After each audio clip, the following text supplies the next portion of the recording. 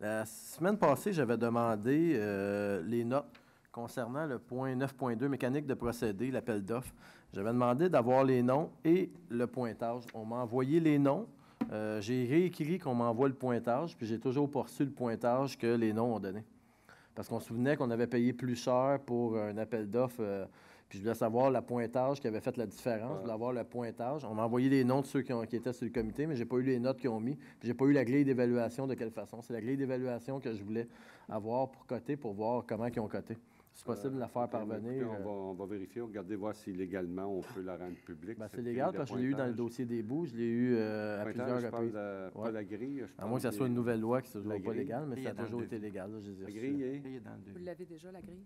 Non, mais je vais avoir la grille avec les notes, les gars, les noms, là, avec Normand, Sébastien, Louis, Gaétan, les notes qu'ils ont données, qu'ils ont attribuées à chaque point de la grille. Est-ce qu'on est en train d'analyser la possibilité de rendre cette information au public? Ouais, elle l'était dans le dossier des bouts, puis elle ne serait plus aujourd'hui? Ben, elle serait, pour vous l'aider, M. Bessette, pour chaque individu qui a fait sa notation. J'ai pas besoin de savoir chaque individu quelle note ils ont mis. Okay. Moi, je veux avoir la note qu'ils ont. Je veux pas savoir que Normand, la note qu'il a donnée. OK, d'accord. Je n'aime pas les noms de famille. Là. Vous me sembliez dire ça tantôt. OK, c'est bon. Moi, je veux savoir comment ils ont évalué. Un exemple, là, on peut mettre A, B, C, D. Je veux savoir la note qu'ils ont évalué chaque point, les candidats. Ça, c'est comme les juges de la Cour suprême. Ça peut se partager à 3 contre 2. Exactement, mais je veux savoir les juges de la Cour suprême, comment ils ont jugé. On va regarder. Un peu comme dans le dossier des bouts que j'avais eu. J'avais eu l'évaluation de chaque candidat avec les notes puis le total pour voir si c'était différent. On va voir si on peut vous donner cette partie de puzzle. Ça devrait. Pas de problème. Ça, c'est ma première question. Après ça, je n'ai pas d'autres questions. J'aimerais revenir un peu sur le dossier des glaces. Écoute, on sait que malheureusement, le lancement devait se faire la semaine demain.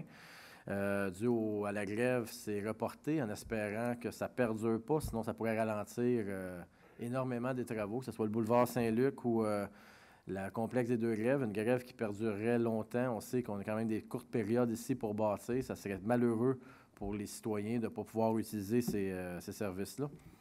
Fait qu'en espérant que le conflit se règle le plus rapidement au sein de la construction. Rapidement aussi... J'apprenais et tout encore cette fois-ci qu'au centre-ville, on perdait encore un joueur acrobate qui partait.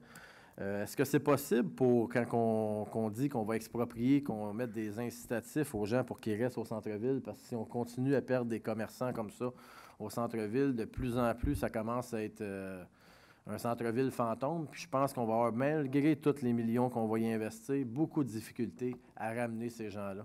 Parce que présentement, il y a encore des gens qui vivent là, qui investissent. Je parlais justement au comptoir, aux propriétaires du comptoir, puis de plus en plus, tout se vide sans qu'on puisse réinvestir.